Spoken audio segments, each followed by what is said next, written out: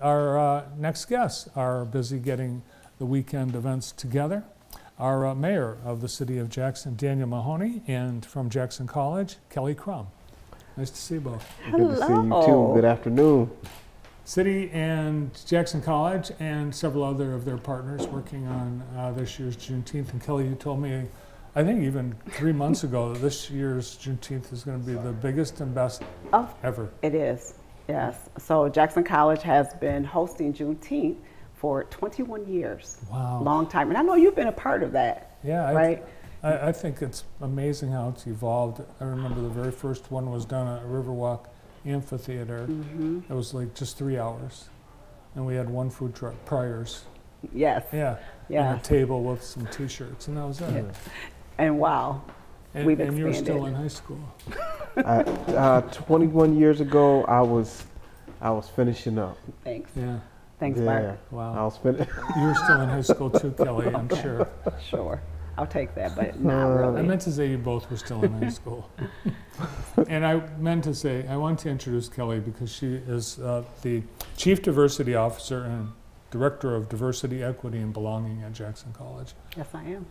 And it was good to see you last week at the dinner honoring the Crockett Award. And then John Willis and I came a couple weeks ago, and John and I went on Greg O'Connor this morning, and look, I'm next to the mayor with you today. So thank you for having us to promote Juneteenth. We are excited. We've been working very, very hard, as we always do, to give Jackson what it deserves, a great cultural event for our community. And I told you before the show that you guys would be doing most of the talking. So, you did say that. Yeah, so I should shut up. No, chime in. It's your show. It's your show. So our committee, Juneteenth Executive Committee, consists of course, our mayor, Daniel Mahoney, who also works for the college as well, and of course for the city, John Willis from the city, Anthony Parker, retired consumers, Kevin Brown, Spring Arbor University, Leslie Bowles, Baker College, and our newly appointed trustee, Christopher Simpson, from the Sheriff Department as the undersheriff, and of course myself. And so we've been months and months of planning, and so we want people to come down to Juneteenth and celebrate, starting with the Black Business segment, right, that you guys will be showing. We've interviewed 7 Black business owners, so we're excited because we want the community to support those businesses, and they've been around for some of them for quite a long time. Tanya Tanner and so forth. But Friday is our panel discussion on social justice issues. A lot of things are happening in our community and just around the world, and so that will be moderated by Kevin Brown and John Willis, and we'll have the law enforcement panel as well as community members. Our mayor will sit on the panel, and that is at the Michigan Theater. Shout out to Steve Tucker on his partnership with our collaboration with Jackson College, and of course the executive committee of just providing a space for us to do this on that day from 10 to 12. So come out. We want the community to come out, bring their questions of what they want to ask law enforcement, because we will be allowing space for questions to be asked, and just talk about how we can be a better community and be a safe community, right, as well, and work closely with our law enforcement. And this you did last year, but even though there were a few people in the audience, you discouraged in-person attendance. That's different this year. Correct, right, because of COVID, there were some restrictions, but this year we are wanting to, people to come, pack out. Michigan Theater, I don't know how to pack that out. That's a big place. Beautiful place, by the way. 1,500. 1,500 is what it seats. Wow. And then that evening, we're doing a play. Well, we're not, but Lisa Williams directed and written 1619 in America. That doors open at 6. Play will begin at 7 o'clock, and it's free. So again, providing cultural awareness to our community. So I'm excited. And Larry Sumner is going to be there to play for that as well. Because it's a musical. It's a musical too. So my daughter is singing in that play as well. Oh, nice. And this is the second time that they've done the play. So the first time was during Black History Month, which is where I saw that, because my daughter is in it. And I mean, when I tell you, you will experience every emotion that you have. You will be angry, you will be happy, you will cry, you will laugh, everything in between. Even if our daughter's not in it? Even if your daughter's not in it, I promise. Which daughter? Because you have 5. So 2 of them, 2 of the 5 are in the play. I don't want to ruin it, but man. A must-see? It is a must-see. A must-see. Yes. And it's free. It is free, so Free. we want to come.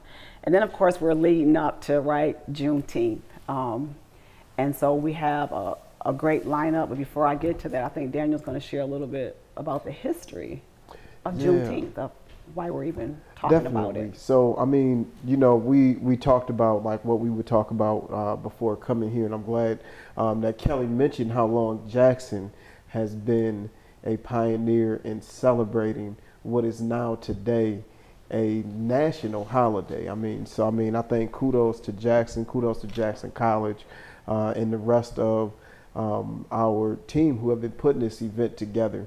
I experienced Juneteenth for the first time in college, and even then didn't have as deep of an understanding of what it really stood for at that time. I knew it was significant and important, but now looking at the fact that this has been celebrated here in Jackson for 21 years, and really intimately knowing the history behind why it's celebrated and why it's important, makes it so much more meaningful to be on this committee to help put this together and continue to bring it to Jackson. So after the Emancipation Proclamation was signed, it was an entire 2 years before the slaves actually got the word that they were no longer enslaved. 2 years before the word traveled. And to make it even more significant, so that's why it was celebrated. Right after that happened, and they finally got the word that 2 years, they began to celebrate in Texas, Juneteenth, right? So it's been celebrated there for the longest. And a couple of years ago, there was a lady who I believe she's like 96 years old at this point. She's in her 90s. I know her name is Opal Lee. She's an activist from Texas who took it upon herself to advocate for this to become a national holiday. And she walked from Texas 2.5 miles a day all the way to Washington, D.C. to advocate for this to become a national holiday. And that's what inspired this to become a national holiday. And that's the reason why we celebrate it. I think this is a celebration for our entire country. A lot of people want to put it in a box and say it's just something that only black people celebrate. But this was a moment for our entire country to be able to look back and celebrate our history. In the city of Jackson has been celebrating this portion of our history for 21 years now. And these are photos from 3 years ago, the last time we were able to have a big in-person event. Yeah. Now, we're going to talk about the Saturday activities, but first we have a little spotlight showcasing one of our community leaders and her incredible nonprofit that is hosted by Anthony Parker. All right. Let's take a look.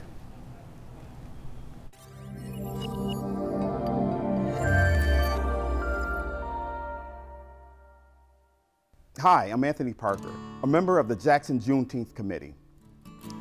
And Juneteenth means a lot to me.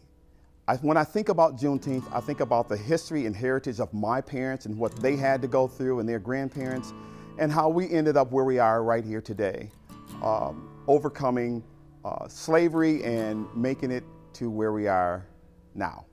So recently I sat down with Diane Washington to have a conversation about YPOP. And what I discovered from Diane Washington is that YPOP is an organization of action. They go out into the community and they actually bring it back and put it into action, the things that they've learned. How was that writing that book? Well, a lot of it came from my own experiences of traveling. You know, going to Africa and South Africa and seeing Mandela when I was there, and seeing the greatness of Africa, but also seeing the poverty at the same time. And it kind of inspired me to, Clara in the book is from South Africa, and the relationship between the United States and South Africa and how all cultures were coming together in the book for me to show you how to be able to appreciate others and just to love one another with their differences and not being able, you know, recognizing other people's differences and accepting them, you know, loving them. And so those are one of the pillars. Culture is one of the pillars of YPOP, art, business, culture, and service, the ABCs of success. And so that's Annie, Barney, Claire, and Sam. In the book, they represent those things. So just Native Americans, Penny in Native American, is because I went to Omaha, Nebraska as a missionary and did Vacation Bible School with the Native Americans there and also with the Sudanese children there. And so all of these experiences of my travels, you know, to Costa Rica, Puerto Rico, and other places that I went and had experiences, I brought them back in the book.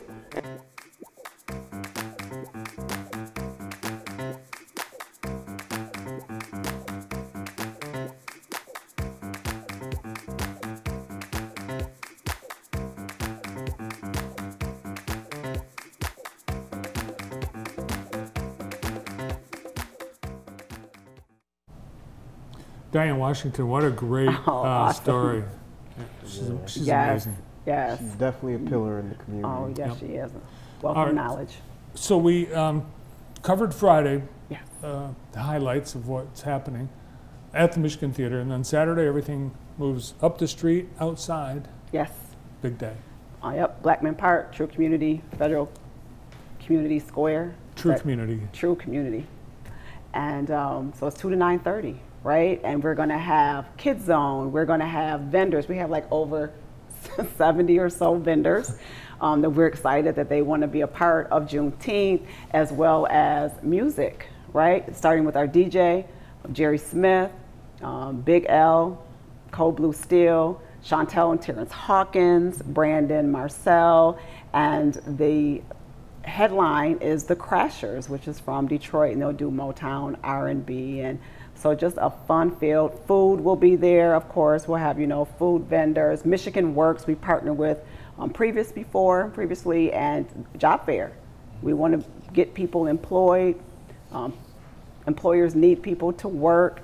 And so just a great day. I think it's going to be 80 that day and sunny. So bring your lawn chairs, Bart and others that are watching, bring your lawn chairs. Come on out and enjoy food, music, and fellowship. Sounds like a great day. People will want to look at the full schedule because you can come and stay the whole day, but you might want to pick the times based on the acts when they're on the stage and things like that. And we'll have that on our website. Also social media and Jackson College's website in the city as well. And they want to remember that this is a day that they can bring the entire family. So we'll have stuff for everyone to do at the event throughout the entire day. So it's going to be a beautiful event. Looking forward to it. Are you going to start the day with an event or a speech or ribbon cutting or anything? So in the middle of the program, around 5:15, you will have words from our mayor and the other executive committee members. So the program will be kind of in the middle. 2 o'clock will be just the DJ playing, people going around, talking to vendors, seeing things, and then we'll have the act will start. Brandon Marcel, I believe, is up first. He'll start around 4 o'clock. Well, I'm looking forward to the food, and I hope you have a lot of it, because I was in a long line waiting for Anthony Parker to serve me a barbecue sandwich, and it was too popular. Oh. Yeah, so the line was. So I know you've been working on getting a lot of food trucks. We are. Yes. Yeah. All right, and quick, people can sign up for classes at I'll let MLK. Daniel kind of talk about that. Yes. One of those unique times, Bart, where I get to wear my work hat and the mayor hat at the same time. And shout out to President Phelan. for really having a heart for true equity work. Shout out to Kelly Crum, who I work directly under, for also supporting the vision on this. We are bringing classes back to the King Center, and you can sign up starting on July 13th. We will have food and fun at the King Center, and we will have our full registration team. You do not have to do any pre-work to get registered that day. You can show up and get registered for you. You can fill out your FAFSA, everything from A to Z, and get in classes. And then classes will begin in August. And with the focus on entrepreneurship is the beginning focus at the King Center right now. So you can go through classes. They'll be offered throughout the rest of the year at at the King Center, which is a great thing because they wanted to make sure that they provided some longevity. And shout out to the Parks Department and Tone, who runs the King Center, for this great collaboration that we have for the community to be able to take classes inside the city again. Awesome. We'll see you this weekend. Yes, All right, indeed. thanks. Looking forward to it. Juneteenth this weekend, Friday and Saturday, downtown Jackson. Thanks to Mayor Daniel Mahoney and Kelly Crum. More to come on today's show and all week long.